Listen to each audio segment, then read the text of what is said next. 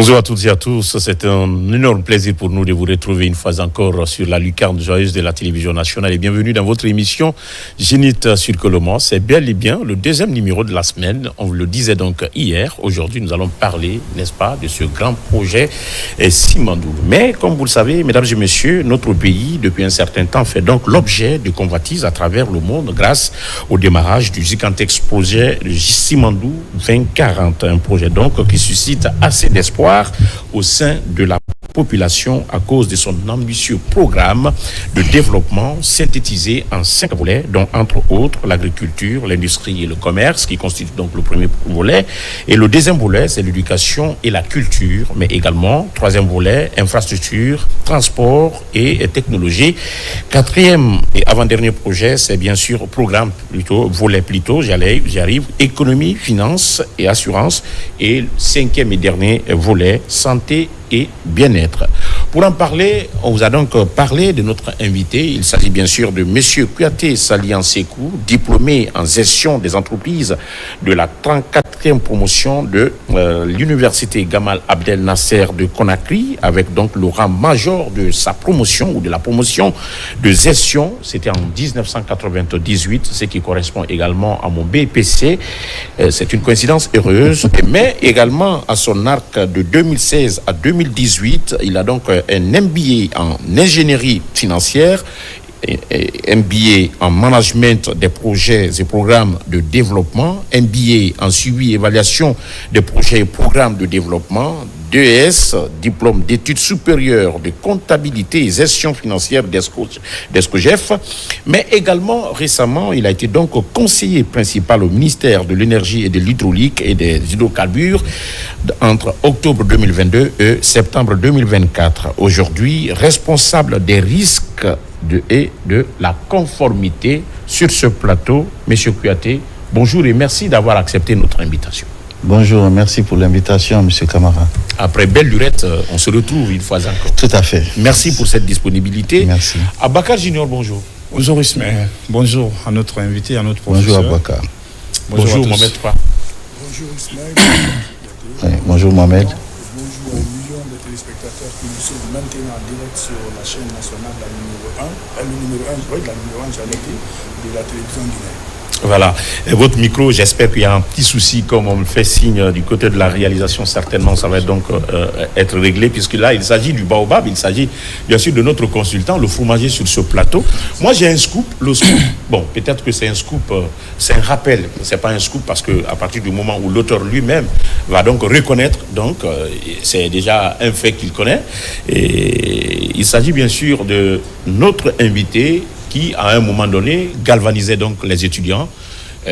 Les étudiants, le plus souvent, nous l'avons tous été, nous sommes stressés quand c'est les évaluations, mais quand c'est les évaluations concernant les matières qu'il enseignait, c'était de la joie et tout le monde vraiment l'acclamait afin qu'il soit là, ce qui était donc une certaine valeur très très rare au niveau d'un enseignant. Et il se permettait, parce que nous on fouille, n'est-ce pas, dans notre émission, il se permettait quand même, quel que soit le nombre d'étudiants, d'apporter du rafraîchissant pour les étudiants. Il s'agissait donc du jus Capri-Sun, que la comptabilité et le service marketing me pardonnent, mais c'est que je voudrais qu'il chasse tout simplement que... Alors, vous êtes allé fouiller, hein?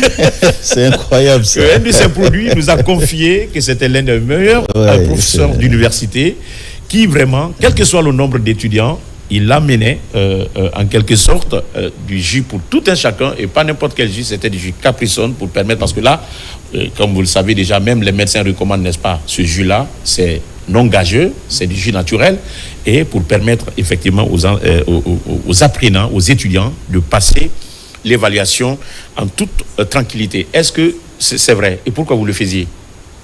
Ben là, vous me taclez en début, hein? C'est très fort. Vous me faites revivre des moments extraordinaires. C'est vrai, oui, c'est vrai que, bon, en toute humilité, je reconnais que c'est vrai. Je ne sais pas comment vous avez eu l'information, mais c'est une réalité et je pense que c'est quelque chose dont je ne mesurais pas la portée à l'époque. Je le faisais très innocent, parce que moi-même, j'étais très jeune. Je le faisais de toute bonne foi.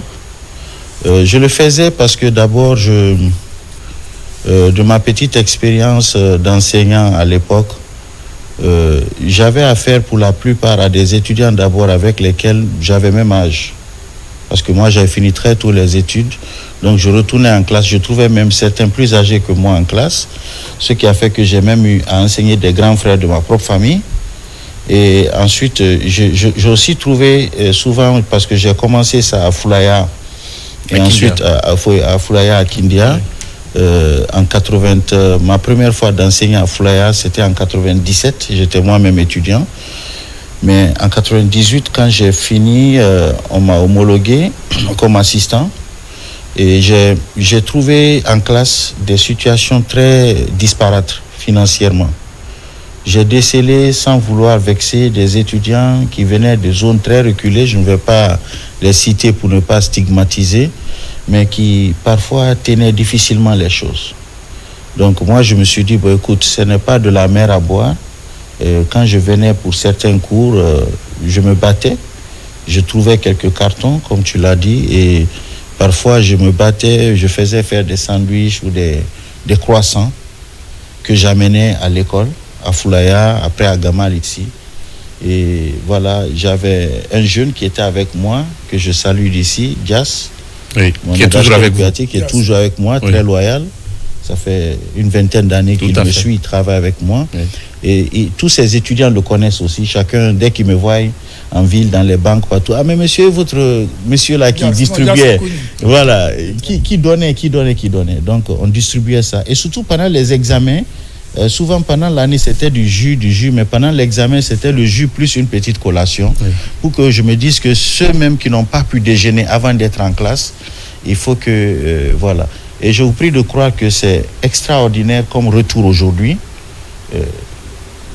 Un jour, il y a une scène très anodine qui s'est passée, qui m'a donné des larmes aux yeux.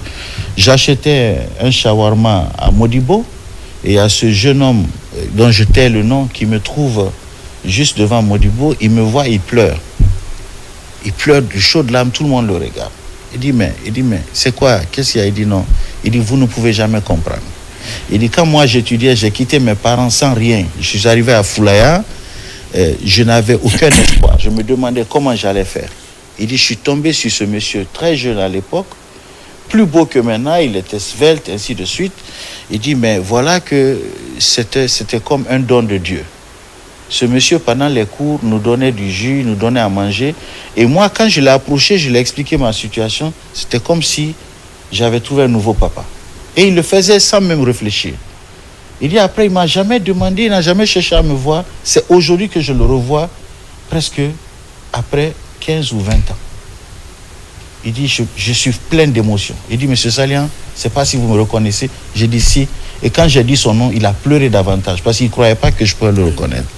Et ce jour, ce monsieur a non seulement payé ce que j'achetais, mais il a descendu la main dans la poche. Il m'a étonné avec un billet de 500 €. Il dit, monsieur, c'est ce que j'ai sur moi. On vient de me donner. Mais ça, il faut que vous partiez avec. C'est tout ce que je peux vous donner. Donc, je ne parle pas de ces milliers d'étudiants qui sont aujourd'hui diplômés, qui sont dans des banques, qui sont dans les directions nationales, qui sont par-ci, par-là, aux impôts, au trésor, partout, aux finances. Partout où je passe, oui, les portes sont grandement ouvertes. Et s'il y a un bénéfice majeur aujourd'hui en ce qui concerne l'enseignant, la fonction d'enseignant, qui jadis était considéré comme, n'est-ce pas, le point de chute de tout ce qui ne trouvait pas au second rang, je prie de croire que c'est peut-être parce que les gens n'avaient pas donné l'importance qu'il fallait à leur travail.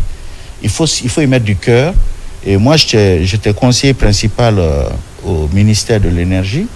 Et le ministre, il est venu, c'est un jeune frère, on a bien travaillé. À un moment, il a senti le besoin de faire des réaménagements. Je n'entrais plus dans ses plans, c'est logique. Le conseiller, c'est une fonction très intime au ministre. Et il m'a changé. Et à la passation, je lui ai dit, monsieur le ministre, je repars en classe. Peut-être pour certains, c'était une façon de gérer, d'amuser la galerie. Oui. Mais aujourd'hui, tout le monde voit que je suis effectivement en classe et mes cours sont ouverts en ligne au grand public. Quand je suis en classe, je le mets en live. La classe, c'est ma vie. D'accord. Voilà, donc c'est un peu ça. Alors, c'était donc une parenthèse qui concernait les leçons de vie partout où nous sommes, il faudrait quand même marquer son passage, Tout mais à fait. de la plus belle des manières. Et c'était donc un étudiant, un de vos anciens étudiants qui nous a confié cette information. Mais l'information qu'on vous donne, c'est que vous venez donc de dire tout de suite que partout où vous passez, les portes vous sont grandement ouvertes et que vous avez vos anciens étudiants. Mais sauf que vous n'avez pas encore cité la RTG. Et moi, je vous apprends à partir de l'instant que ce monsieur Abakar Junior est l'un de vos anciens étudiants. Oh là là. Et au fait, quand il s'est pointé tout à l'heure, je l'ai vu. Oui. Il demande, lui, je l'ai salué d'une main ferme en le regardant. Oui. Et je voulais lui poser la question, mais toi, on se connaît où? Voilà. Mais j'ai hésité. C'est votre étudiant. Eh bien, c'est formidable. Oh là là, je suis... C'est une rencontre, est-ce qu'on peut applaudir ce passage? Ah, merci beaucoup. Voilà, et c'est bel et bien notre source d'information par rapport vraiment à cette générosité d'antan. Merci beaucoup. Et j'espère que vous continuez pour tout ce qui vous reconnaissent. Oui. Alors, nous allons parler aujourd'hui projet Simandou. Ouais. Peut-être c'est juste un jeu de mots, mais pour un économiste, il est question de placer les mots dans leur contexte et de qualifier les choses. Un économiste n'utilise pas les adjectifs qualificatifs économiques dans n'importe quel contexte. Alors, c'est ce que vous nous avez donc laissé entendre. Et alors, pour élargir un peu l'information, on a émis le souhait de vous recevoir sur le plateau, et chose que vous avez acceptée volontiers. Merci. Alors, Oui. en tant qu'économiste, je vais commencer par ça avant que certainement, ou bien on veut... il y a un sujet non inscrit qu'on peut... Oui, bien sûr, un petit sujet non inscrit, Ismaël. Oui.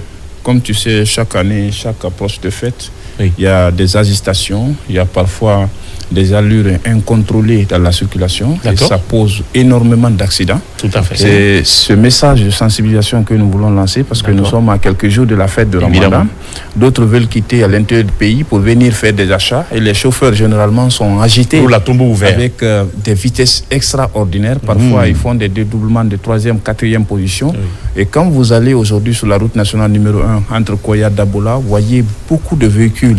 Les rues sont jonchées des véhicules endommagés suite aux accidents de la circulation. Donc c'est ces petits messages de sensibilisation que nous allons faire. Il y a plusieurs fêtes devant nous. Quand tu sais vraiment que tu es déjà pris par le temps, tu peux reporter ton voyage après la fête. Mais qu'on fasse très attention, Ismaël, parce que vous n'êtes pas quand même sans savoir que notre réseau routier et surtout la route nationale numéro 1 a un relief très accidenté. Ça veut dire qu'il y a des virages extraordinaires, il y a des ravins et autres.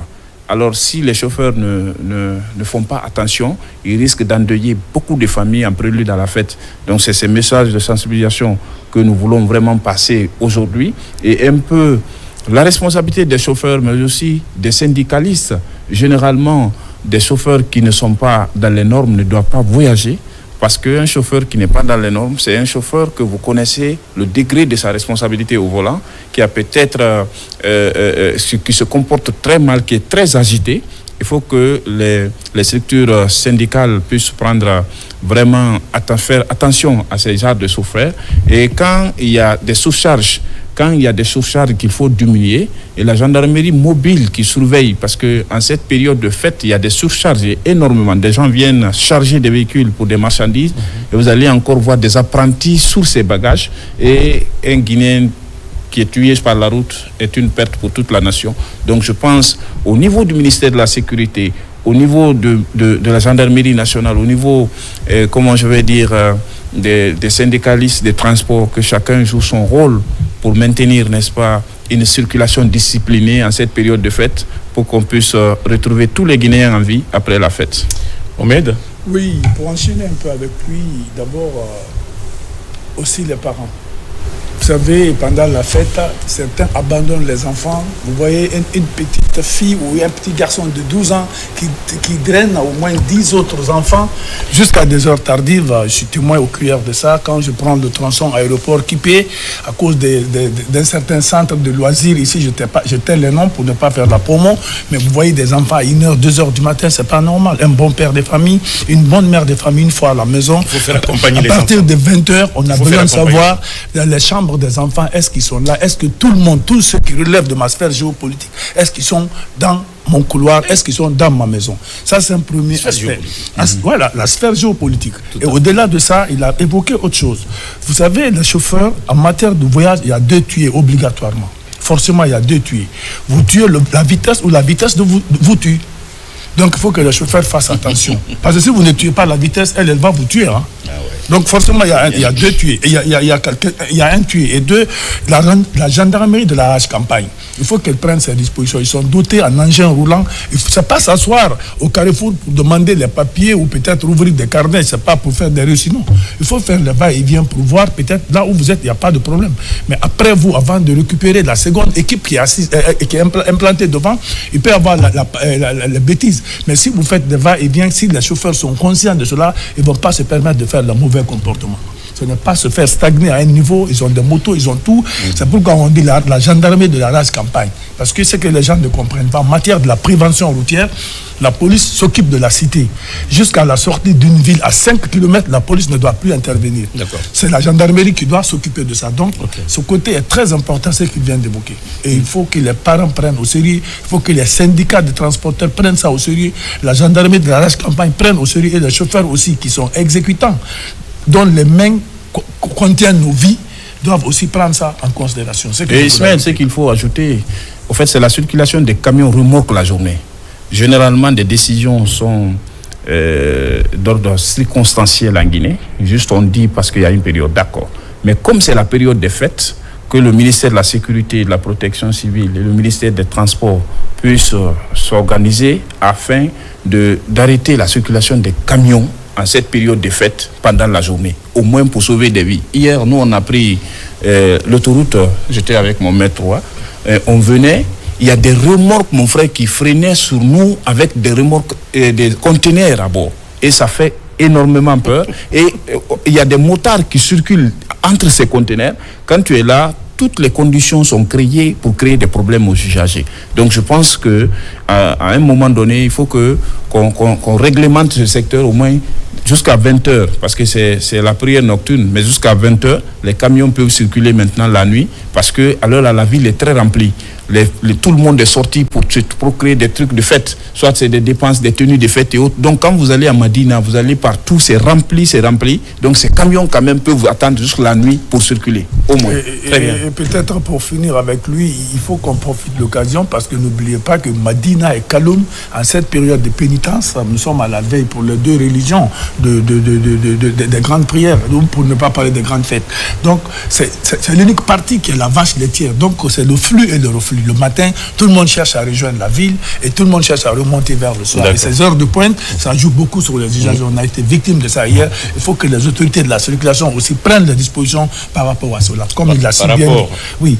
Comme il a si bien dit, pour que les camions, on identifie une période spécifique pour leur circulation. Les citernes et puis, y compris aussi les conteneurs de 40-20 pieds. Et surtout, l'État doit prendre quelque chose en charge. Les citernes qui sont vers Tombo, là, il faut qu'on cherche à les délocaliser. Aujourd'hui, les gens ont d'énormes problèmes pour passer Tombo, que ce soit la route du Niger, que ce soit la route, la Corniche Nord, ou peut-être la transversale entre Niger et la Corniche Nord. Bon, je ne sais pas qu'est-ce qu'on fait de cette contournante à partir effectivement après le pont 8 novembre par rapport aux camions, mais à ce niveau-là, j'espère qu'ils vont prendre des dispositions. Est-ce que quelque part, parce qu'il y a eu incendie au niveau du dépôt et que c'est par là, il y a aujourd'hui une certaine réserve qu'on peut garder à ce niveau-là, qui fait que, parce qu'à un moment donné, là-bas la circulation était très très fluide, il n'y avait pas assez de problèmes, mais depuis après l'incendie du dépôt d'hydrocarbures de Kaloum, il y a quand même certaines circonstances qu'il faudrait accepter, parce que c'est circonstanciel comme il l'a si bien dit, et ça va passer. Alors, sauf si et seulement si notre invité, en tant que pédagogue, en tant que formateur, en tant qu'enseignant, en tant que cadre supérieur, en tant qu'être social, citoyen, puisse peut-être rajouter quelque chose sur ça, sinon que moi je vais directement droit au but sans passer par le dos de la cuillère à partir de la thématique que donc nous venons donc d'annoncer aujourd'hui. Je le disais donc, c'est le projet Simandou est interprété par tout un chacun, n'est-ce pas, à sa façon et selon sa compréhension, mais le dénominateur commun, c'est l'espoir que cela suscite aujourd'hui au sein, n'est-ce pas, de la population guinéenne, qu'elle soit de l'intérieur ou de la diaspora. En tant qu'économiste averti, quelle appréciation faites-vous de la dénomination d'abord du programme Simandou ou bien plan Simandou? Qu'est-ce que vous préférez? Parce que chacun Merci bien, M. Ismaël. Déjà sur le sujet que vous avez débattu, je ne pourrais pas passer là-dessus en lettres mortes. Étant citoyen et exposé aux mêmes risques qu'ils ont identifiés. Et je pense qu'ils ont déjà tout dit. C'est juste que moi, j'ajouterais 2 points aux mesures de mitigation qu'ils ont prévues. Je dirais qu'il faudrait que le syndicat des transporteurs et le ministère des Transports et de la Sécurité mènent une action de sensibilisation en amont des chauffeurs. Vous savez qu'en Guinée, tous les chauffeurs ne sont pas forcément analphabètes, instruits, je veux dire intellectuels, et ne sont pas tous forcément analphabètes aussi, mais n'ont pas tous forcément fait l'auto-école pour avoir le permis. Oui. Donc, ça veut dire qu'à la base, il y a une question de connaissance des règles, des principes de conduite qui ne sont pas forcément maîtrisés à tous les niveaux. Et le chauffeur même, la responsabilité, sa conscientisation en tant que responsable de chauffeur, qu'est-ce qui l'incombe? Parfois, il ne l'a pas. Donc, parfois, tu parles à un chauffeur, il te fait comme ça parce qu'il ne comprend pas l'enjeu. Donc, il y a un travail en amont qui est la sensibilisation et amener à changer le paradigme. En Guinée, l'un des plus grands défis dans tous les secteurs, qui est commun à tout, c'est le changement de paradigme. Tout problème que tu prends en Guinée, si tu n'évoques pas le changement de paradigme, tu as laissé 70% derrière toi. Parce que tout ce que tu vas faire va être voué à l'échec, parce que les gens ne sont pas au niveau de comprendre, de sortir de leur zone de confort et de comprendre pourquoi on veut migrer vers une nouvelle forme de gestion ou une nouvelle forme de pratique, que ce soit les chauffeurs, les artistes, tout le monde, les journalistes, tout le monde. Il faut faire un changement de comportement, il faut conduire ça. Deuxième chose et dernière sur cette question, il l'a touché, et je salue de passage M. Tché, je ne sais pas s'il est toujours là. Il est à la retraite. Il m'a invité plusieurs fois sur la question, et c'est la question qui, je crois que ça fait 10 ans après, qui revient encore sur le plateau, c'est la sensibilisation des parents sur leurs responsabilités. Oui. Vous avez évoqué quelque chose qui est extrêmement, et j'aimerais que ça repasse en boucle. Oui. Il faut que nous, parents, nous soyons conscients que la faute n'est pas toujours dehors. Ça commence chez nous. Si on ne joue pas notre rôle à contenir les enfants, à les préparer, à assumer nos responsabilités, beaucoup de choses se passent dehors. On est plaignant, mais en réalité, on doit être les premiers à être enfermés. Bien sûr. Parce qu'en amont, on a péché à ne pas jouer notre rôle. Donc ça, c'est ce que je peux dire. Nous rendons un vibrant hommage à M. Mamadou Louitié Diallo, qui fut donc chef des programmes de la Radio Nationale à un moment donné, et pendant plusieurs années, et qui a formé pas mal de jeunes, y compris ma modeste personne. Et je me souviens très bien de cette émission où il a introduit par cette phrase, il dit « La Guinée malade de sa jeunesse ». De sa jeunesse. Alors t'as pas été un mauvais élève. Hein.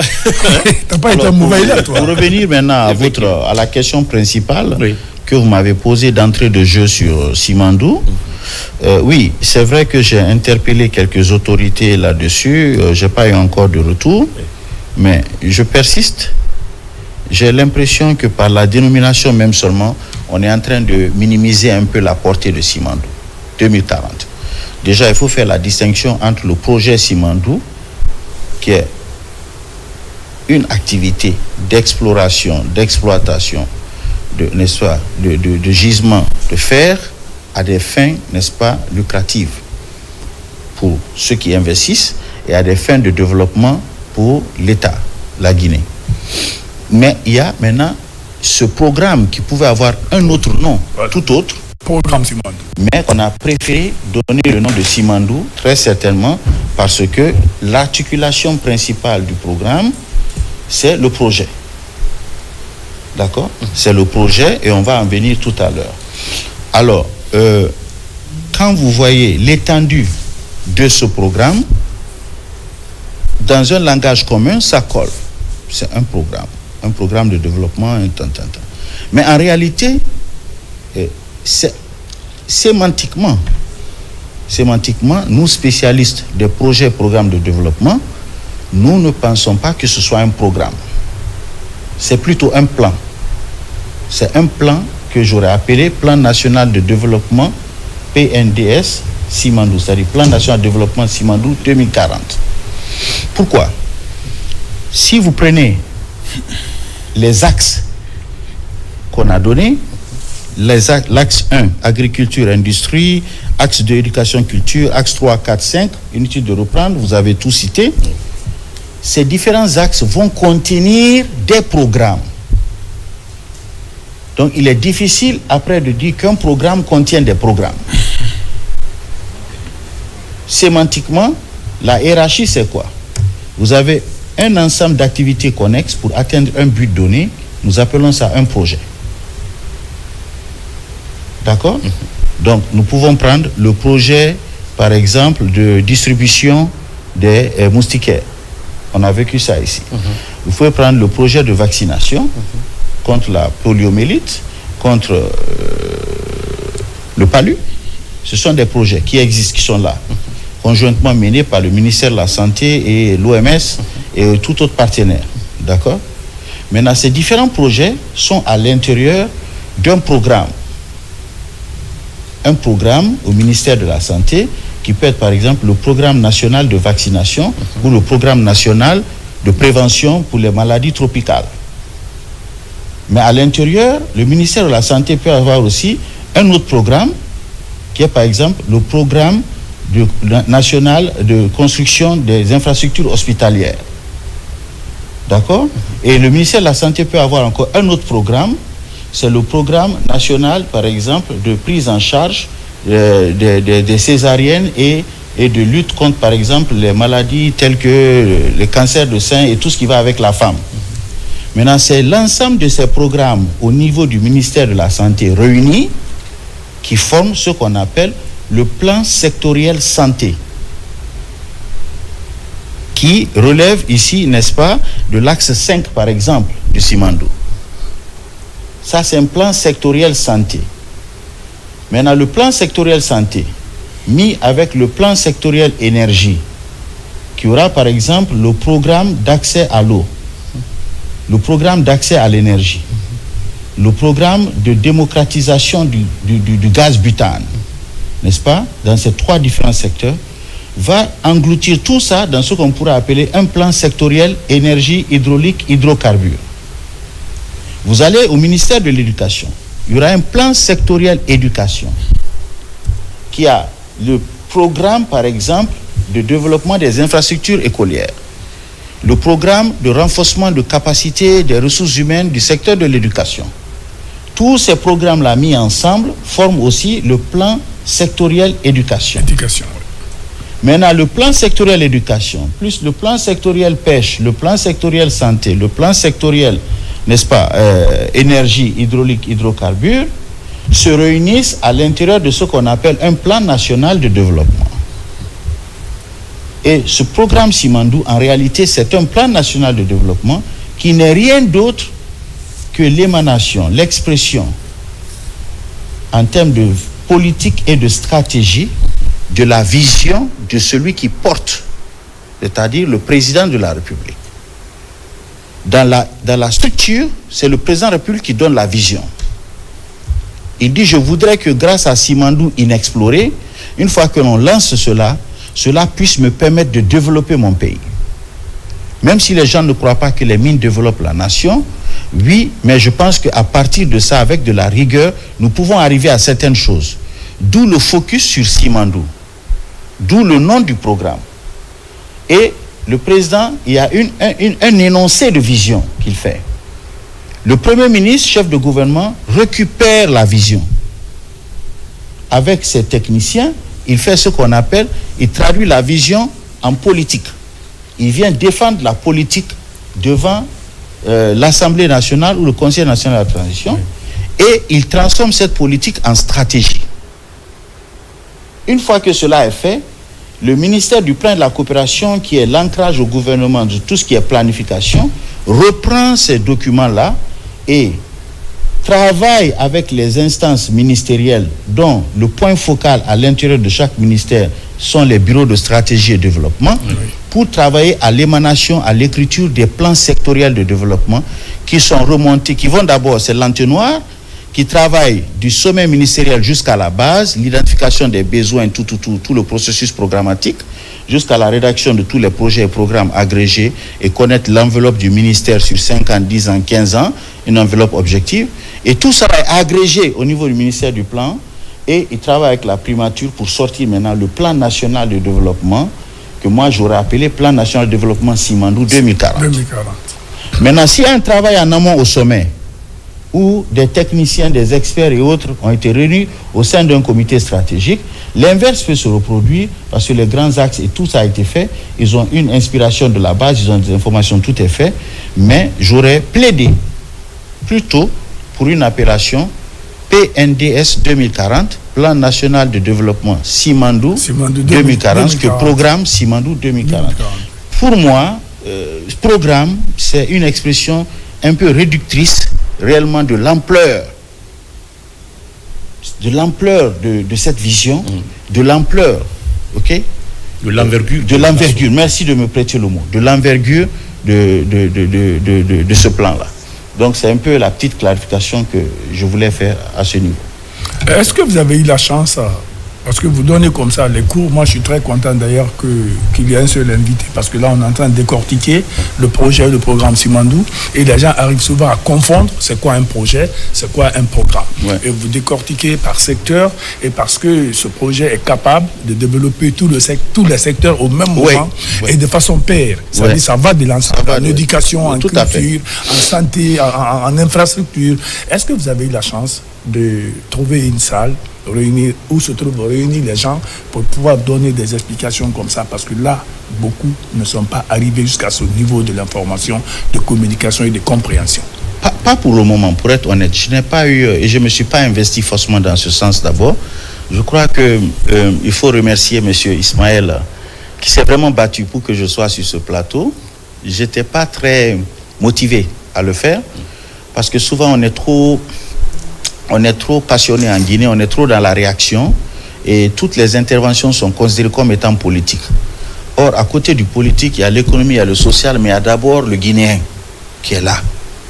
Donc, quoi qu'on fasse, ce qui est en ce moment est là et il faut faire avec pour le moment. Ça, c'est une réalité qu'on ne peut pas contester. Donc, dans ça, là, qu'est-ce qu'il faut faire? Comment tirer le meilleur de ce qui est là? Moi, je pense que comme ça, il faut réfléchir. Un jour, le jour ça va passer, on va penser à autre chose. Mais pour le moment, avec ce qui est là, comment tirer le meilleur? Et pour moi, il faut comprendre d'abord ce qui est là avant de le rejeter, avant de le bâcler et tout ça. Alors, quand il m'a invité, il a insisté, j'ai dit OK. Après, il m'a dit, je suis même surpris que jusqu'à présent, toi que je connais, tu n'as pas pris ton bâton de pèlerin pour commencer à vulgariser le programme Simandou 2040. Je dis, j'attendais d'avoir au moins la possibilité d'échanger avec les premiers responsables qui portent le projet, avoir leur avis, avoir certaines réponses pour pouvoir vraiment, moi aussi, partir vers des catégories de public, pas tout le monde en même temps, pour expliquer et débattre des choses. Donc votre idée, effectivement, j'espère que cette première intervention va ouvrir une brèche, une opportunité, et que vous-même, qui êtes aujourd'hui les porteurs de l'information, vous êtes des vecteurs, n'est-ce pas, de l'information. On va œuvrer tous ensemble pour que des espaces soient dédiés à la communication pour échanger avec les personnes de toutes catégories. Je m'adresse à une personne expérimentée, professionnelle. Oui. Vous avez suivi depuis le début de ce projet et de ce programme Simandou 2040. Oui. Est-ce que vous, aujourd'hui, en tant que pédagogue, enseignant expérimenté, qu'est-ce qui est fait? Qu'est-ce qui est en train d'être fait maintenant et qu'est-ce qui reste à faire maintenant? Parce que récemment, il n'y a pas 48 heures, le président vient de prendre son bâton de pèlerin, le général Mamadou Doumbouya. On l'a vu partir jusqu'au port de Moulbaya pour voir comment se trouve l'état d'évolution des travaux. Parce que là, c'est un projet qu'il prend ici, au fond propre de son cœur. Oui, bon, oui. J'aurais préféré qu'on pose par exemple la question sur son appréciation de la vision. C'est ça que j'ai dit, c'est la question. De la vision. C'est la question. Mais pour ce qui concerne l'évolution du programme et projet, non, ça c'est la visite. Non, ça c'est la visite. Je dis la visite du président pour s'enquérir de réalité par rapport à l'évolution des travaux sur le terrain. Mais lui, en tant que spécialiste en la matière, quelle est sa vision aujourd'hui? Et ce qui est fait, ce qui est en train d'être fait, et qu'est-ce qu'il faut faire? Est-ce qu'il y a un manquement? Son expertise économique en tant qu'économiste. C'est ce que je dis. Non seulement économiste, mais en tant que citoyen, fils de la Guinée aussi. Il a toujours son grain de sel à porter. Oui, au fait, vous savez, il faut déjà dire que la vision, elle est claire. Peut-être qu'elle n'est pas énoncée publiquement, mais tout le monde sait qu'aujourd'hui, c'est le programme prioritaire numéro 1 du général Mamadi Doumbouya. C'est son programme prioritaire. On le sait et il le montre aussi en action. Parce que toutes les cérémonies, toutes les actions qui se tiennent du côté de Moribaya, il est présent, il répond présent et il assiste. Et il est lui-même, il a la main à la pâte en donnant tous les jours ses orientations au comité stratégique aussi qui est dirigé par le ministre directeur de cabinet Guiba Diakité, accompagné du ministre secrétaire général Amara Kamara. Alors nous avons vu que, vous savez, il y a quelque chose qui a souvent, un domaine dans lequel on a souvent péché en Guinée, c'est que nous lançons des actions d'envergure, nous les mettons en route, mais il y a quelque chose qui manque, qu'on appelle le suivi. Le suivi, c'est cette petite action qui fait que l'exécutant sait que l'exécuté le regarde. Le mandaté sait que le mandataire suit, il regarde. Il s'intéresse au minimum de progrès. Il sait qu'il y a eu une planification de chaque activité, une planification de chaque chantier dans le temps, et que les gens n'attendent pas la fin du chantier, le bout du rouleau pour venir constater les dégâts, mais à chaque sous-activité, chaque tâche, d'accord, il y a des gens qui viennent regarder, et quand le progrès commence à être considérable, il y a une autre catégorie plus élevée qui vient regarder, et quand le progrès est significatif, il y a une autre catégorie aussi qui vient regarder. Donc c'est comme ça que ça se passe. Vous avez vu, il y a eu des sorties où on vous dit, visite par exemple des aires de Bassikolo par le ministre directeur de cabinet accompagné des conseillers du président étant. Ça, c'est un niveau de progrès que le ministre directeur de cabinet vient regarder, mais nous savons bien que c'est en même temps l'œil du président. Mais bien sûr. D'accord ? Et le ministre directeur de cabinet est parti à Moribaya récemment, avant cette sortie, sans le président. Il est parti, c'est l'œil du président. Parce que quand il part, il va faire un rapport pour dire au président, oui, les choses se passent bien et nous sommes dans les délais par rapport au niveau d'évolution prévu à ce stade avec les ressources utilisées. C'est l'œil du président. Et c'est pour cela que c'est des fonctions où il faut un homme vraiment de confiance et de loyauté indéfectible. Parce que toi, tu ne pourras pas toujours, en tant que président, être sur le terrain pour suivre chaque brique qu'on pose, chaque pilon qu'on pose, chaque rail qu'on dépose. Mais lui, quand on pose quelques briques, on pose des pilons, on pose des rails, il dit, bon, attends, ça fait un mois, je regarde.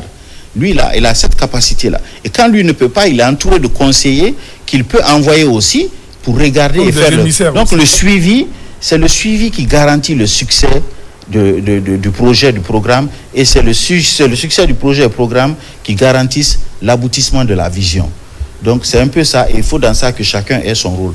Alors aujourd'hui, moi en tant que citoyen, pour répondre à votre question, je pense que la pire des choses dans la vie, c'est de ne pas essayer. Échouer, c'est, on dirait pas inéluctable, mais c'est un passage obligé. Quand on commence, c'est rare qu'on fasse coup de maître. Mais le pire, c'est de ne pas tenter. Quand on n'a jamais tenté, on ne saura jamais si on aurait échoué ou réussi.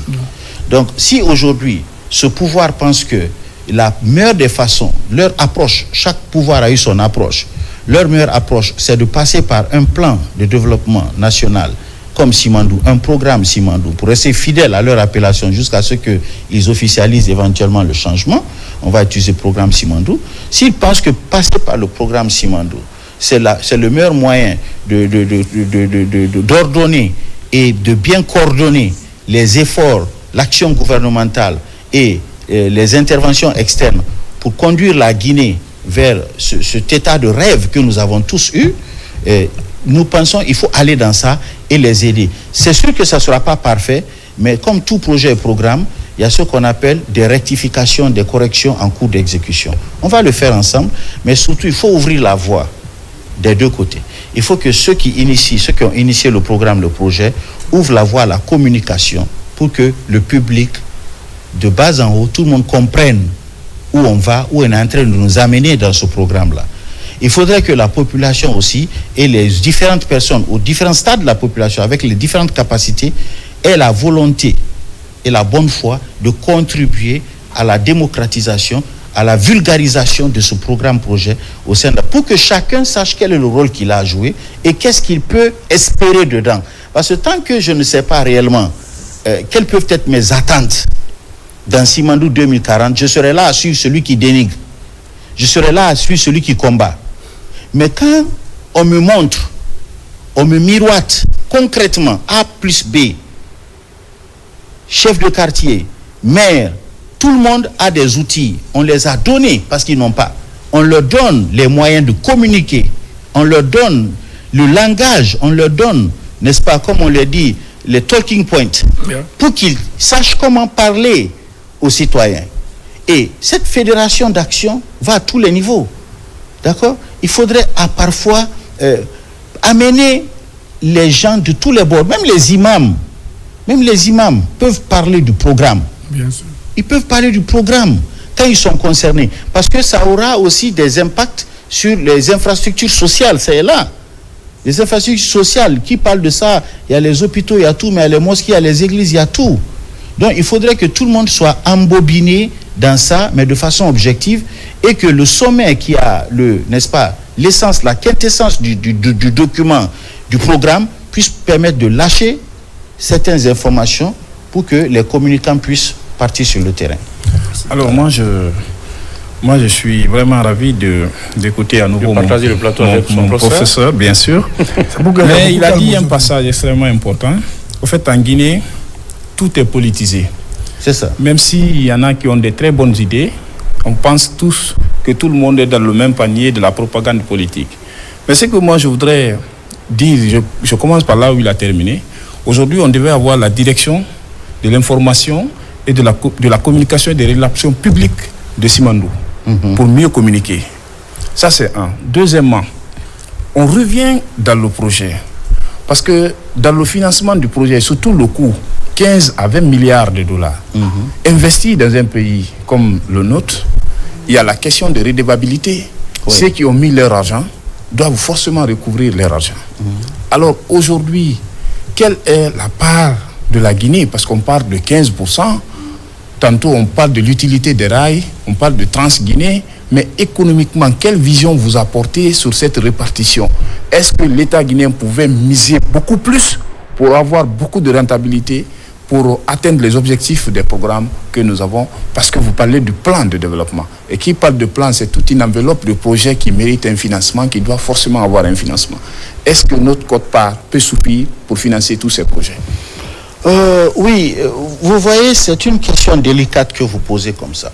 Déjà, nous avons 15% sur les rails, 15% sur tout ce qui est infrastructure, le port, et 15% même sur les mines. D'accord? C'est déjà un grand début. D'autant plus que les 15%, nous n'avons pas de contrepartie financière liquide à mettre dedans. D'accord? Voilà. C'est une estimation des apports en nature. Alors, est-ce que l'État pouvait négocier plus? Ça, c'est une question à débattre à un autre niveau. Mais je pense que déjà, une fois que les 15% ont été vulgarisés, ont été stabilisés, ça, c'est déjà un acquis qu'il faut saluer. Qu'il faut saluer, apprécier et dire qu'un effort a été fait. Certains sortent pour dire que c'était négocié depuis le temps de Alpha, mais ce n'était pas stabilisé. Si maintenant, aujourd'hui, ça a été stabilisé et c'est consigné dans un document de convention et autres qui est en signature, alors je pense que logiquement, on doit se dire que nous avons franchi un certain pas. Alors, les revenus, les retombées, il faut avouer que tout programme a ce qu'on appelle deux études sur le plan financier. Il y a l'étude économique et il y a l'étude financière. Je n'ai pas encore accès à l'étude économique de Simandou, mais dans la campagne de sensibilisation, de communication, je verrai avec les autorités si les informations ne sont pas classées secret défense. parce que après, vu la sensibilité de certaines informations, on ne peut pas les divulguer tant que les choses ne sont pas à un niveau de maturité assez prononcé. On verra ce qu'on peut communiquer, ce qu'on ne peut pas communiquer. Sinon, logiquement, dans l'analyse économique, il doit apparaître très simplement. Quelle est la part des revenus? D'abord, la contribution de chacun à la phase d'investissement d'abord. D'accord? Pour la construction, tout ça là. Donc, nous avons ça. Les différents intervenants sont connus. Et ensuite, après ça, quelles sont les retombées? D'accord? Les retombées vont se repartir entre ce qu'on appelle les différents agents économiques. Les différents agents économiques, il y a d'abord les promoteurs du projet, qui sont les différents intervenants. Il y a l'État. Donc, l'État se situe à deux niveaux. Dans ce cas-là, l'État se situe à l'intérieur des promoteurs du projet. D'accord? Parce qu'il est actionnaire du projet. D'accord? Et l'État se situe aussi dans son rôle régalien d'État qui collecte les impôts et taxes au niveau du pays. Donc, il y a les impôts et taxes qui vont être générés par les différentes activités qui reviennent à l'État. Il y a les revenus aux ménages. Maintenant, tout ça, ça doit être décortiqué pour voir un peu l'impact économique, pour savoir si c'est un projet qui est introverti ou extraverti.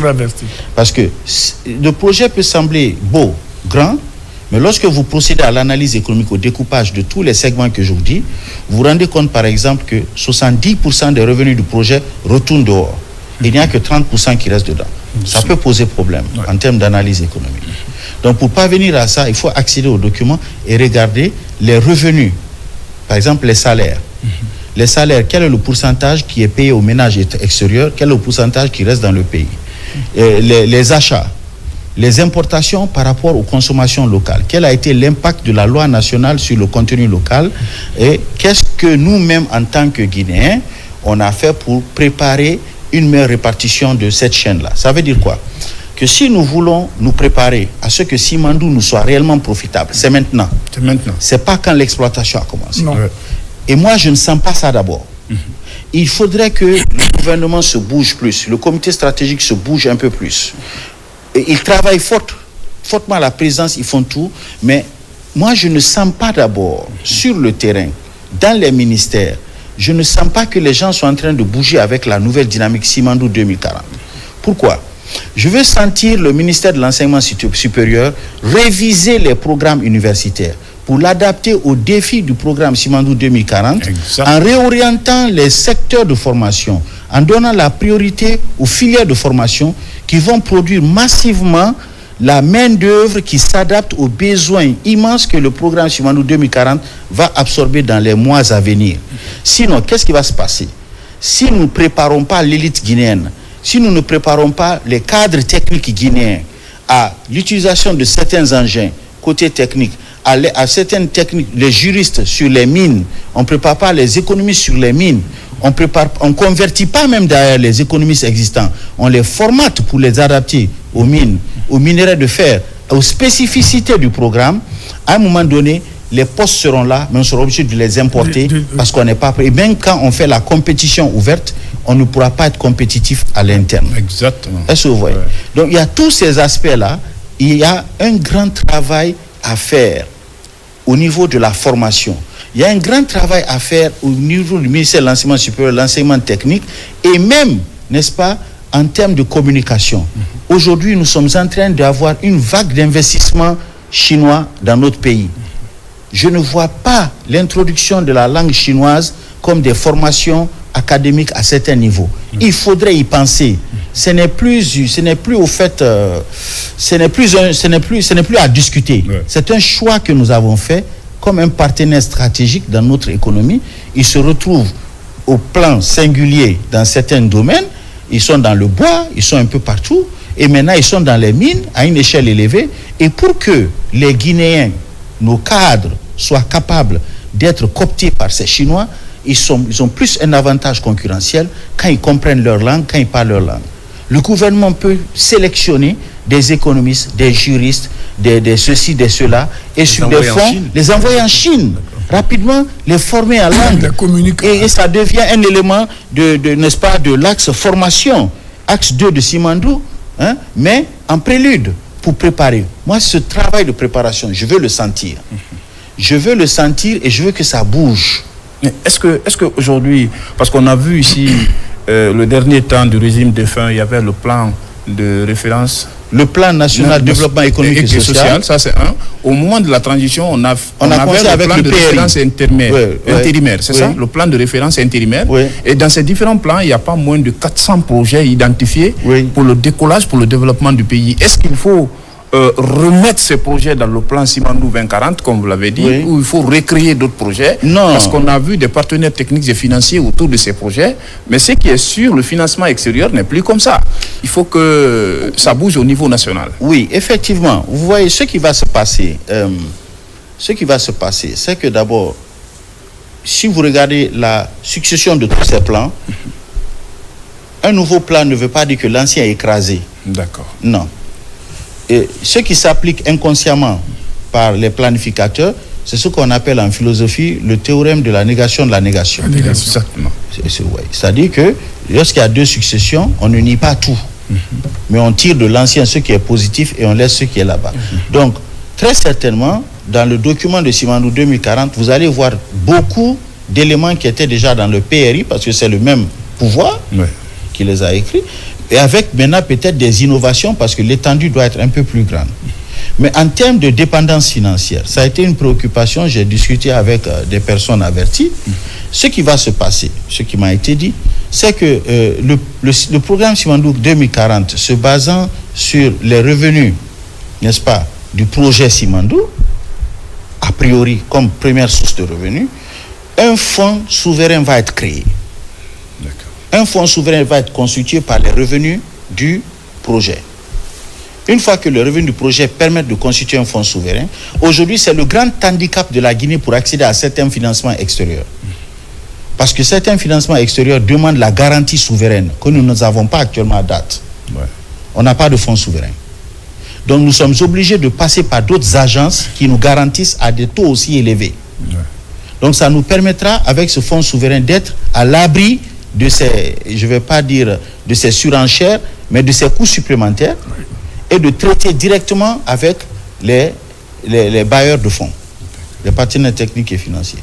Mais logiquement aussi, on aura, si les ressources sont correctement gérées, on aura moins de recours, de moins en moins de recours au financement externe, et on va essayer de développer beaucoup plus l'autofinancement à partir des ressources générées par le projet. Et c'est là où il faut que l'État soit très vigilant sur la gestion des impôts et taxes qui vont venir, n'est-ce pas, du programme, sur la gestion des revenus des ménages pour que tous les revenus ne soient pas en grande partie expatriés et que ça circule dans l'économie nationale.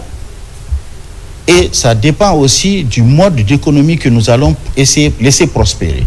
Si nous mettons en place une économie de consommation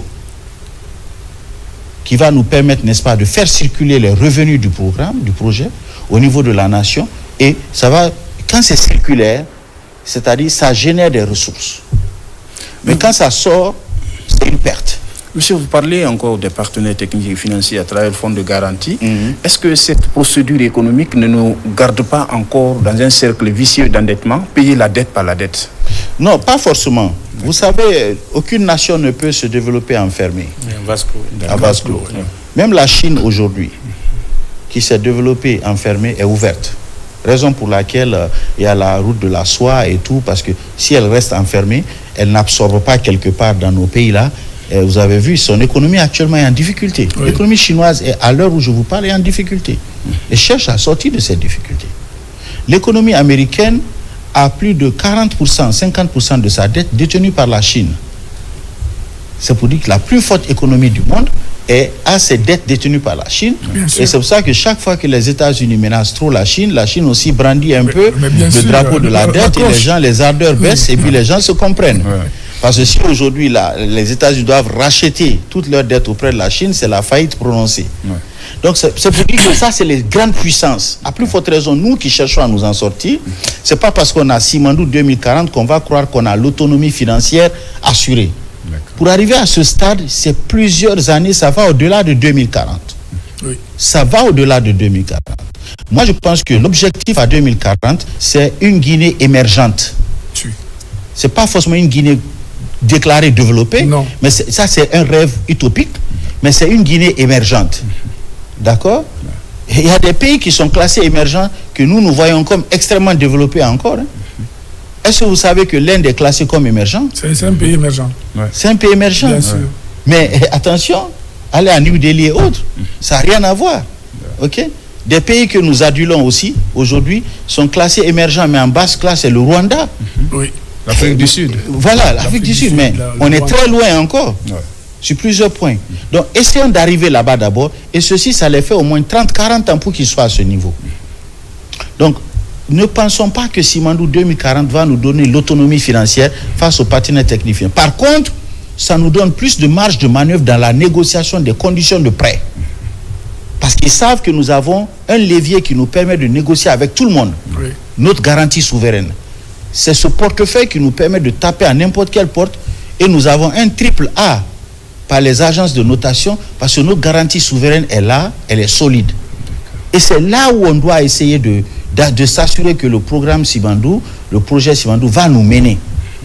Il faut qu'on puisse constituer cette garantie souveraine et que ça puisse être un levier pour nos finances publiques pour accéder, n'est-ce pas, non seulement ça va nous permettre d'avoir des prêts de meilleure durée, mais surtout des taux d'emprunt plus concessionnels.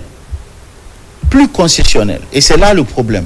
Nous avons des taux d'emprunt qui sont soi-disant concessionnels, mais assortis de beaucoup d'accessoires qui les rendent un peu amers au moment du remboursement. Donc, c'est un peu et ça. Au niveau du plan de communication de Simandou, je voulais abonder sur ça, mais continue. Il faut revoir le plan de communication. Oui, tout le monde s'en plaint. Aujourd'hui, les gens disent nous parlons de Simandou 2040 partout, mais nous ne savons pas de quoi il s'agit. D'accord. Et c'était, je crois, un peu mon cri de cœur tout à l'heure pour dire qu'il faudrait que le comité stratégique réfléchisse un peu aujourd'hui à ce stade-là, étant donné que c'est mis sur la place publique. Et quelles sont les informations qu'il faut libérer maintenant et quelles sont celles qu'il ne faut pas encore libérer. Mais il faudrait accorder plus de transparence pour que les gens sachent réellement à quoi s'attendre dans Simandou 2040. Exactement, de transparence, parce que le code des investissements donne 40% aux entreprises guinéennes dans le montant d'investissement de Simandou, mais on ne sait pas est-ce qu'il y a 5 ou 10 entreprises guinéennes sous-traitantes encore dans Simandou, parce que les procédures voudraient que ça soit en co-traitance ou en sous-traitance. Malheureusement, des entreprises guinéennes sont très rares dans ce projet d'envergure mondiale où on se plaint encore, surtout le patronat, et les entreprises guinéennes ne sont pas trop... Écoutez, comme je vous l'ai dit tout de suite, sur le plan de la formation, je vous l'ai dit, c'est sur le plan de l'entrepreneuriat aussi. Tout ça, c'est l'État qui doit, n'est-ce pas, prendre son bâton de pèlerin pour préparer le terrain pour Simandou 2040 au niveau opérationnel. Les entreprises guinéennes doivent être accompagnées. Il y a aussi aujourd'hui le centre de formalisation des entreprises qui est développé par l'État. Ça, c'est un grand acquis. Maintenant, il faut le mettre au profit de Simandou 2040. C'est-à-dire essayer plus de développer le secteur informel pour le ramener dans le formel, pour qu'il y ait plus de personnes éligibles, n'est-ce pas, au marché de contenu local qui vont être... Parce que il ne faut pas voir seulement les entreprises qui vont travailler directement avec le projet Simandou. En matière d'entreprise, de projet, programme, il y a ce qu'on appelle les effets primaires directs et les effets primaires indirects de chaque projet, programme. Les effets primaires directs, par exemple, vous avez les fournisseurs qui travaillent directement avec, n'est-ce pas, le projet. D'accord? Donc, il y aura certaines entreprises qui vont rafler ces lots, qui vont représenter les 40% que vous évoquez. Mais ces entreprises elles-mêmes ne pourront pas porter seules les 40%. Elles vont avoir des effets primaires indirects avec d'autres entreprises. Il ne faut pas que les effets primaires indirects des effets primaires directs soient des exportations. Là encore, on perd. C'est-à-dire qu'une entreprise de droit guinéen qui parvient à avoir un gros marché auprès du projet Simandou 2040, mais qui sait qu'elle n'a pas la capacité, et une fois qu'elle a le marché à son nom, elle a signé, elle va sous-traiter avec une entreprise ivoirienne qui va venir pour exécuter le marché en son nom, être devant, et là encore l'argent sort. Il faut qu'on s'assure que la chaîne de valeur de mise en œuvre soit développée au premier, deuxième, troisième niveau à l'interne. Et pour cela, il faudrait que les entreprises soient préparées à la base. Il faudrait même aller plus loin. Il faut créer des champions. Il faut créer des champions qui pourront participer à cette affaire. Et malgré l'avantage qui est accordé à ces entreprises. Je vous donne un exemple. Obasanjo Olusegun, au Nigeria, il a créé des champions. C'est lui qui a créé les Dangote. C'est lui qui a créé le président de UBA. Quand il est venu au pouvoir, il a appelé son ministre des Finances, son gouverneur de la Banque centrale, et il a appelé les porteurs d'espoir. Il dit une nation ne peut pas se développer sans champions. Quand vous créez, vous avez des plans nationaux de développement d'envergure, si vous ne créez pas les champions, c'est les champions des autres qui viendront prendre les choses chez vous. Il a demandé à chacun, qu'est-ce que tu sais faire? Qu'est-ce que tu fais de mieux? L'un a dit, je suis dans le ciment, dans ceci, cela. L'autre a dit, je suis dans les banques et tout. Tu as besoin de combien pour être robuste, pour être bien? Pour employer des Nigériens, j'ai besoin de tel. Et toi, tant. Il a instruit au ministre des Finances et au gouverneur de mettre les fonds à disposition des gens qui vont rembourser. Et c'est ce qui fait aujourd'hui qu'il y a ces géants-là, là-bas. Ouais.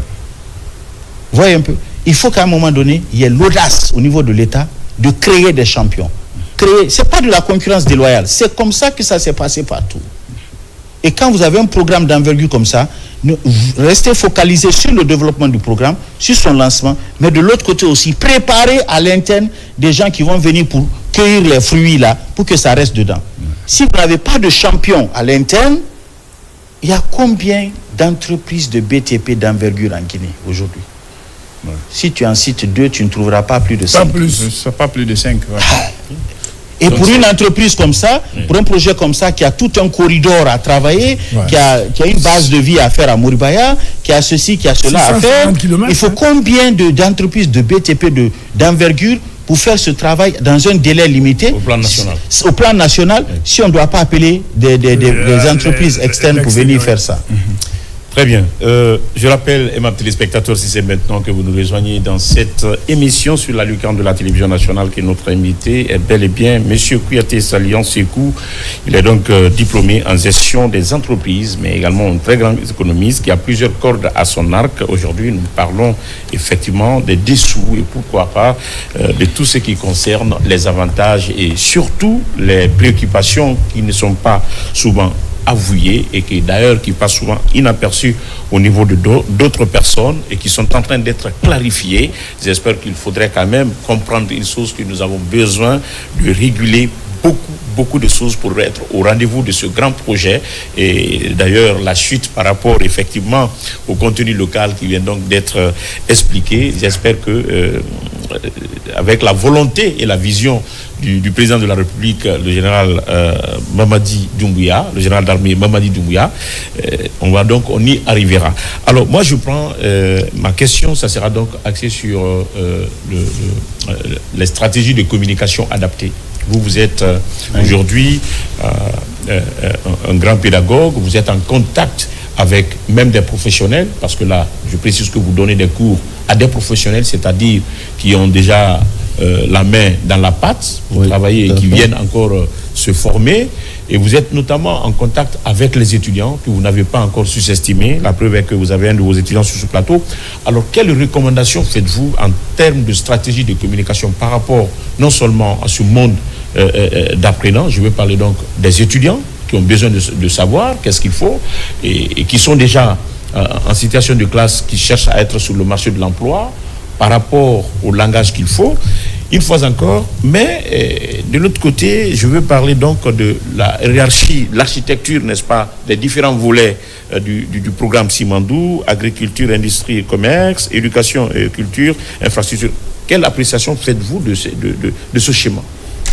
Bien, d'abord pour revenir sur la question de la stratégie de communication, il y a mon frère Abouakar tout de suite qui a évoqué la possibilité de création d'une direction de communication pour Simandou.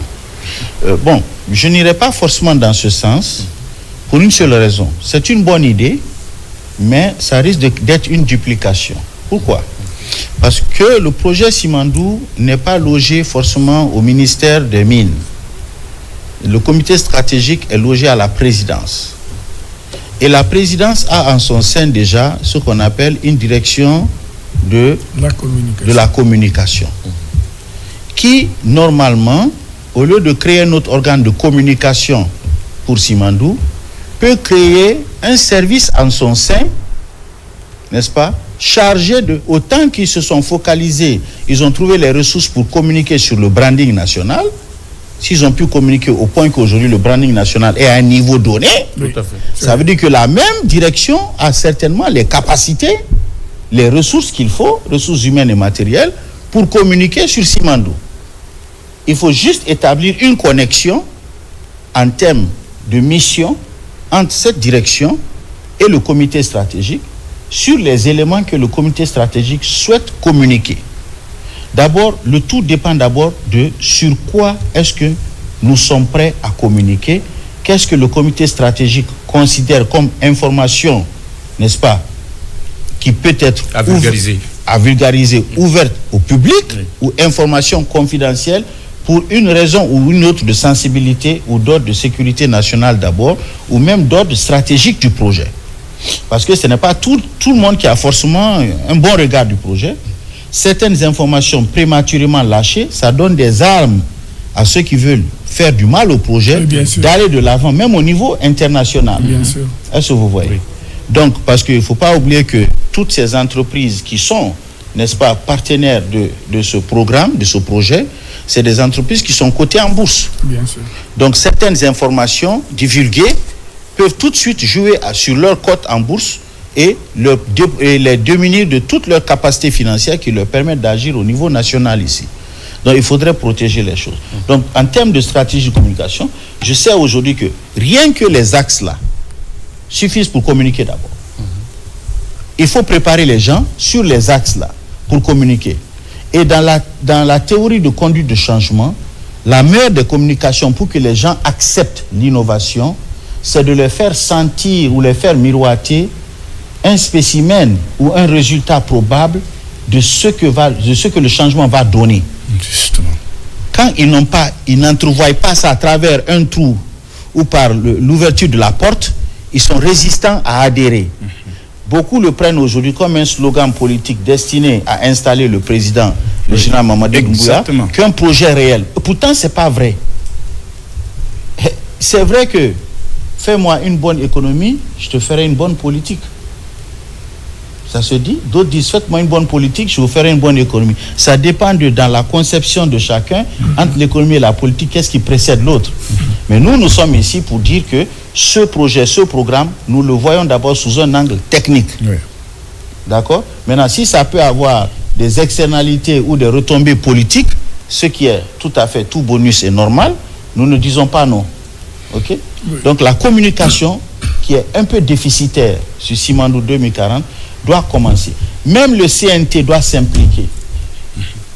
Le CNT doit d'abord être informé suffisamment et le CNT doit communiquer là-dessus. Parce que c'est la représentation du peuple.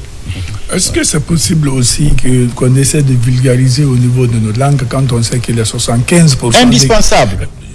Les 75% des indispensable. Les langues nationales doivent aussi, parce que quand vous parlez la voix du peuple, et la voix du peuple doit aussi être merci mon frère. Au sein de la communication. Merci mon frère. Les langues nationales. Dans la stratégie de communication, c'est indispensable. Ma grand-mère qui a Bofa là-bas et sa grand-mère peut-être qui a Cancan là-bas a besoin de comprendre dans sa langue. C'est quoi Simandou, où on va, où on était, qu'est-ce qu'on doit faire, puisque vous parlez d'une clé qui est déjà trouvée. La porte est déjà trouvée. Maintenant, on a ouvert la porte. Mais quelles sont les chambres, les différents appartements qui se trouvent dans la maison? Non, vous voyez, au fait, je ne veux pas m'ériger en spécialiste de communication, mais sinon, en réalité, vu l'envergure de ce projet, il doit y avoir aujourd'hui même des sketchs qui sont publiés pendant et après le journal pour sensibiliser les gens. Il y a aujourd'hui des télévisions de langue nationale. Il y a des capsules qui arrivent par mois. Voilà. Ça vient. Voilà. Donc, pour informer les gens, où des gens sont en interaction, Pédi, Tanguy, Simandou, Feto, Tambe, Wainantoara. Même les comédiens. Non, bon, dit, donc, Waimara, de Anaïki, Nagi, Simandou, Feginan, Femme, Omba de Torre, Alodi, tant, dans toutes les langues. Et ça touche plus de monde. Mais bien sûr. Ça se fait maintenant. Voilà. Et ça doit être multiplié. Au niveau sur des radios différents canaux. Et même cette chaîne guinéenne qui est aujourd'hui beaucoup suivie, la Guinée fait, ça doit être exploité. Parce que moi, je me suis rendu compte que c'est une chaîne qui est extrêmement suivie. Oui, Et extrêmement suivi. Un peu la en 3 langues et tout. Donc ça doit être utilisé aussi. Acheter des espaces là-bas pour publier et communiquer. Mais il faut communiquer. Et les radios rurales, les communautaires aussi à l'intérieur. J'espère que la mission au niveau quand même de l'institution que nous représentons sur ce plateau essaie quand même de communiquer là-dessus. C'est d'ailleurs le pourquoi de votre invitation et le choix de la thématique. Très bien. Au niveau du ministère de l'Information et de la Communication, je le dis sous le contrôle de monsieur le ministre et de la directrice générale et pourquoi pas tout le staff, n'est-ce pas, de la direction. Alors, nous sommes à 5 minutes de la fin de cette émission. Monsieur Kouyaté, quel devrait être donc le niveau de résilience et de patience, n'est-ce pas, de nos concitoyens par rapport effectivement à ce projet Simandou? Le peuple est impatient de nature. C'est ce que Machiavel dit. Le peuple est impatient. Et la seule chose qui nourrit la résilience et la patience du peuple, c'est l'espoir. Et l'espoir est le fruit de l'illusion. Et l'illusion est le fruit de l'apparence. C'est une trilogie qui ne rate pas. Qu'on le veuille ou pas, pour faire patienter le peuple, il faut leur donner une raison de patienter. Et dans un cas comme ça, il faut communiquer et vraiment montrer du concret aux gens en attendant que ça arrive. Ce n'est pas une communication qui se fonde sur le dénigrement du passé. Non, il faut éviter ça. Quand tu dénigres le passé, tu perds déjà une partie de ton auditoire qui est liée à ce passé. Tu crées de la résistance avant même de commencer à parler. Parle du bien que toi tu comptes faire. Qu'est-ce que tu comptes apporter comme valeur ajoutée? Et aujourd'hui, c'est ce que nous devons aider. C'est en ça que nous devons aider le président Mamadi Doumbouya, le gouvernement. Nous devons aider tout le monde à communiquer sur le programme Simandou 2040. Les deux, c'est indissociable. La résilience aussi part, n'est-ce pas, des premières retombées. Parce que je vous dis qu'en théorie de changement, quand les gens vont tout écouter sans rien voir, ils vont encore se décourager. Il y a des fruits du programme, du projet, les premiers fruits que le peuple doit voir. Par exemple, là, on dit que l'extraction des premiers minéraux vers le port aura lieu en novembre 2025. C'est un résultat que le peuple doit voir. Et il doit avoir une communication sur des valeurs, l'importance de cette extraction.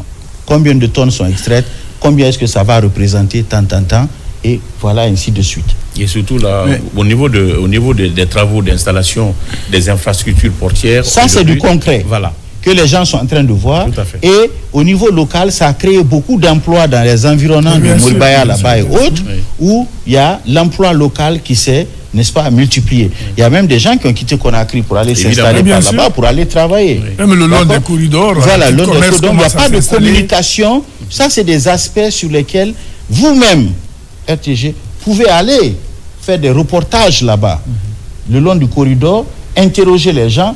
Ainsi de suite. Des enquêtes pour venir montrer ça à la télé, montrer à quel point aujourd'hui le projet là est déjà en train de créer des revenus et, n'est-ce pas, apporter des choses à la Guinée. Donc moi je crois qu'aujourd'hui il faut multiplier l'espoir du pays pour redoubler sa résilience, n'est-ce pas, par la communication et par une meilleure publique. Parce qu'il y a beaucoup qui est en train d'être fait. Il y a beaucoup qui se fait. Mais on ne capitalise pas assez là-dessus. Il faut capitaliser là-dessus. Moi, je crois que c'est ce qui va nourrir la résilience jusqu'à ce que les grands effets commencent à tomber. C'est pas aujourd'hui, demain, qu'on va sentir Simandou dans le panier de la ménagère. Ça aussi, il faut communiquer là-dessus. Il faut faire comprendre aux gens que ceux qui veulent leur faire croire que Simandou 2040 va changer le panier de la ménagère demain matin, c'est pas ça. Tout développement durable a une phase, n'est-ce pas, embryonnaire pour asseoir sa base réelle sur laquelle va se reposer tout le processus de développement pendant plusieurs années. Tout ce qui a fruit très rapide, c'est un peu comme le commerce et l'investissement. Le commerce, tu mets aujourd'hui, tu recueilles demain, mais ce n'est pas durable. Mais quand tu plantes l'anacarde aujourd'hui, Oui. tu mets 4-5 ans à l'entretenir, mais après tu cueilles pour 40 ans. Mais bien sûr.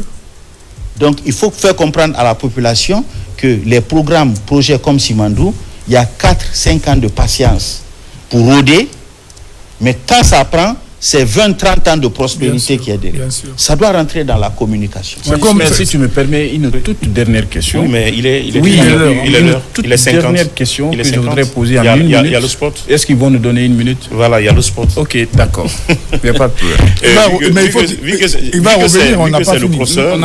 On n'a pas fini avec lui, il va revenir. Vu que c'est le professeur, le pont est déjà rétabli. Oui. Et voilà, le contact est rétabli, juste dans une autre dimension.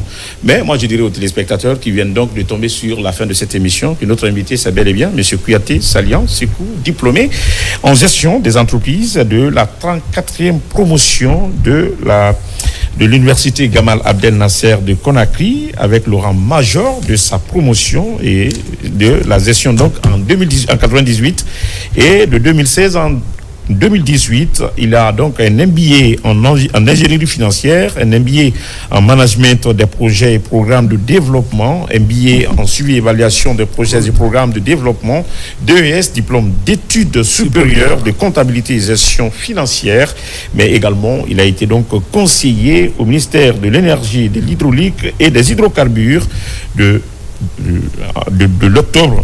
en octobre 2022 à septembre 2024, et puis responsable des risques et de la conformité.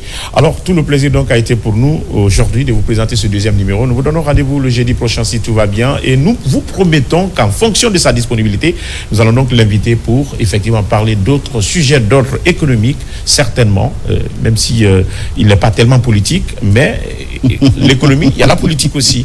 Merci à Mohamed III, merci à Bakar Junior. Je précise que mon chroniqueur avait donc en face de lui son professeur d'université. C'est bon, c'est une fierté. C'est un excellent moment en compagnie des programmes de la RTG et de la télévision nationale.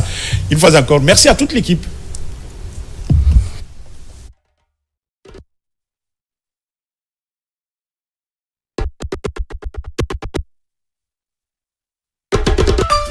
Sous le haut patronage de Madame Aya Diawara, journaliste conseillère chargée de mission au ministère du Plan et de la Coopération internationale, l'agence Dessira Contact, en collaboration avec la section culturelle de la RTG et l'UJACI, organise la Nuit des Merveilles de Guinée, vendredi 4 avril 2025 à 18h à l'hôtel Mariador Palace. Cet événement est une festivité qui vise à valoriser et à viabiliser les activités territoriales du pays. Pour cette première, la commune de Ratoma est à l'honneur. Au programme, présentation des créations des marques Firsi de Madame Fatou Baldé Yansane et Afrique Mania de Kadebari. Artistes invités, Sayon Kamara Taramahe, Kefin Doussou, Mamadou Lelouma, Zebal, Traoré, les percussions de Kouroussa et le groupe Pagbosé. Président d'honneur, M. Ahmed Sekou Traoré, président de la délégation spéciale de la commune de Ratoma. La commune à l'honneur. Présidente d'honneur, Djenedine Kouyaté, PDG Studio Moridieli et Joe's Prod. Parrain, M. Badra Kone, président de la délégation spéciale de la commune de Matam. Marraine, Fatoumata Conté, entrepreneuse, chargée du protocole et de la communication, Al-Bayrak.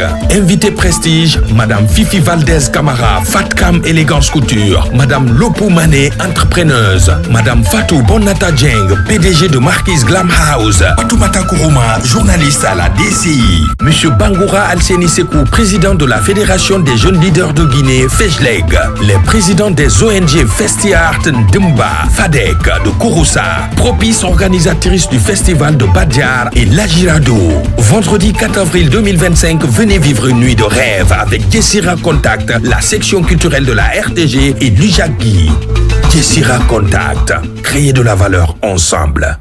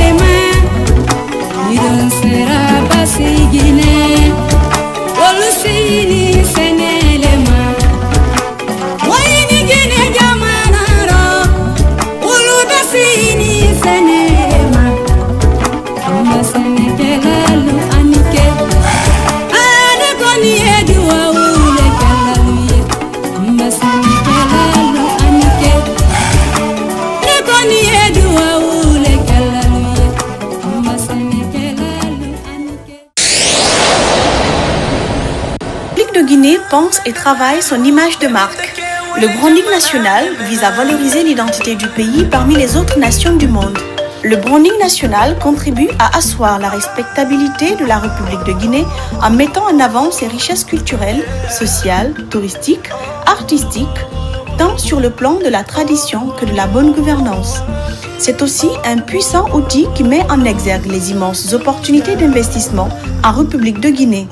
Symbolisé par le Nimba, image de fertilité qui prend corps dans les lettres guinées pour n'en former qu'un seul bloc indivisible, le branding national est le dénominateur commun de toutes les filles et fils du pays où qu'ils se trouvent, convergeant vers un idéal de prospérité, de progrès, de paix pour leur nation.